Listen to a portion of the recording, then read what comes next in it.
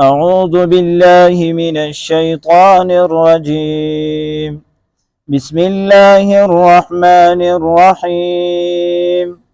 إذا زلزلت الأرض زلزالها وأخرجت الأرض أثقالها وقال الإنسان ما لها يومئذ تحدث أخبارها بأن ربك أوحى لها يومئذ يصدر الناس أشتاتا ليروا أعمالهم فمن يعمل مثقال ذرة خيرا يره ومن يعمل مثقال ذرة شرا يره